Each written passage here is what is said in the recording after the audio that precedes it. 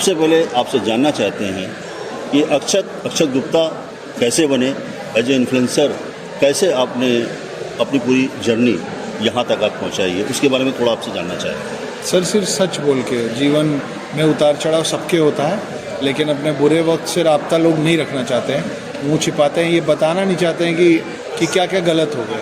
मैं बहुत बेबाकी से, बहुत बेशर्मी से और बहुत खुल के बार बार ये बताता हूँ कि डिप्रेशन क्या होता है, मैं क्या चीज़ से जूझ के यहाँ पहुँचा हूँ। मैं सिर्फ सच कह रहा था, लोग इन्फ्लुएंस हो गए इसलिए अब मुझे इन्फ्लुएंसर कहा जाने लगा। जो ज्ञान है थोड़ा बहुत किताबें लिखने का, वो अपनी माता जी की वजह से है, इसलिए मैं अपना परिचय जब देता हूँ तो वो ये होता है कि नमस्कार, मेरा नाम उर्मिला पुत्र अक्षत गुप्ता है, मैं एक फुल टाइम हाउस हस्बैंड हूँ, part time author, screen writer, poet और लिरिसिस्ट हूँ। कहीं ना कहीं जो पीड़ा, जो जर्नी आपकी रही है, उसमें जो उतार चढ़ाव रहे हैं, शायद उसने आपको उधार दी और वो सोच दी कि आप इतने बड़े इन्फ्लुएंसर बन चुके हैं। आपने ज़्यादातर किस टॉपिक पे किताबें लिखी हैं, उसमें क्या मैसेज दिया है? मैंने एक ही किताब लिखी है जो 3 पार्ट्स में है, एक श्रृंखला है जो ख़त्म हो चुकी है, उसका नाम है द हिडन हिंदू, और मेनली उसके जो राइट्स हैं वो महेंद्र सिंह धोनी साहब के प्रोडक्शन हाउस ने ख़रीदा है, जिसका नाम धोनी एंटरटेनमेंट है।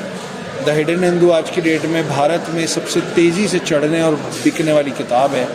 और कहानी का आइडिया ये है कि एक आदमी है जो पकड़ में आया 2020 में, जो ये कह रहा है कि मैं चारों युगों का हिस्सा रह चुका हूँ, ना मेरी उम्र बढ़ती है ना मैं मरता हूँ, मैं सतयुग से देवभूमि भारत में हूँ, मैं रामायण का हिस्सा भी था और महाभारत का भी, मैं राम से भी मिला और कृष्ण से भी, और मैं वो 8वां चिरंजीवी हूँ जिसके बारे में दुनिया ने अब तक कभी सुना नहीं, और मैं ढूंढ रहा हूँ 7 चिरंजीवियों को जिनके बारे में आप और मैं थोड़ा थोड़ा जानते हैं। अब तक मैं छिपा हुआ था इतिहास के पन्नों में, इसीलिए किताब का नाम है the hidden Hindu, because he was hidden till the date.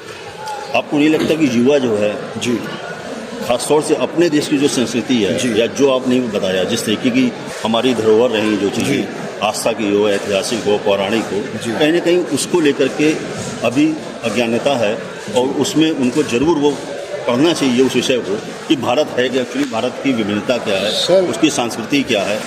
ये इस जनरेशन में जो अज्ञानता है ना, उसके जिम्मेदार वो जनरेशन नहीं है, उसके जिम्मेदार आप और मैं हैं, है ना। क्योंकि हमने बताया ही नहीं, हमने सिखाया ही नहीं उनको। जब भी उन बच्चों ने सवाल पूछा कि थर्सडे को नाखून काटना है तो क्यों काटना है, पीपल के पेड़ की पूजा क्यों करते हैं, उस पर सुतली क्यों बांधते हैं, हमने बोला बस हमारे पूर्वज कर रहे हैं इसलिए करो।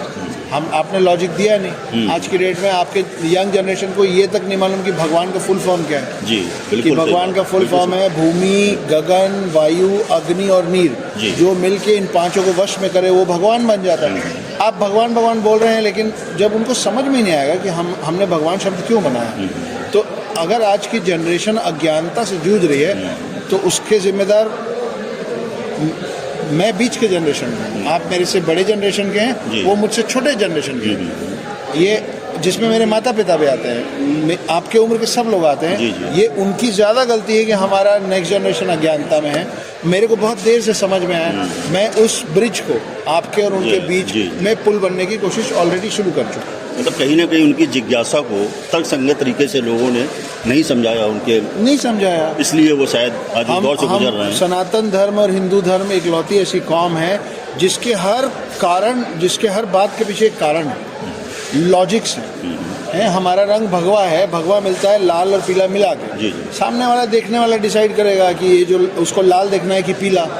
लाल मतलब खतरे का निशान, पीला मतलब चंदन और ठंडक का निशान। आप मुझसे ऐसे मिलेंगे तो मैं आपको भगवा का पीला और चंदन दूंगा, आप मुझसे ऐसे मिलेंगे तो फिर खून आपका बहेगा। जी। वैसे ही जैसे कहीं ना कहीं अगर जैसे आप गुड मॉर्निंग करते हैं तो सामने वाला वो गुड मॉर्निंग ही करता है, बिल्कुल। लेकिन जब आप उसको पैर छूते हैं, प्रणाम करते हैं तो कहता है खुश रहो। ये बेसिक डिफरेंस है, बिल्कुल। अक्षत इसको समझाना चाहते हैं, इसी चीज़ को लेकर बढ़ना चाहते हैं, और वाकई में आपका लक्ष्य क्या है और कहाँ पर रुकना चाहते हैं जाके।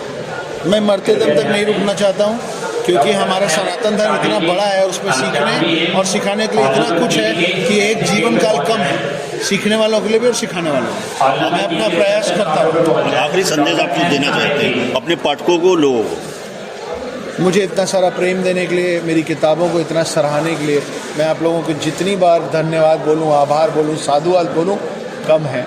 इतना ही प्यार बनाए रखिए। आप सबके पास एक ही जीवन है, बहुत बहुमूल्य है, उसको खुल के जिए। सिर्फ पैसा कमाने के चक्कर में बूढ़े मत होइए।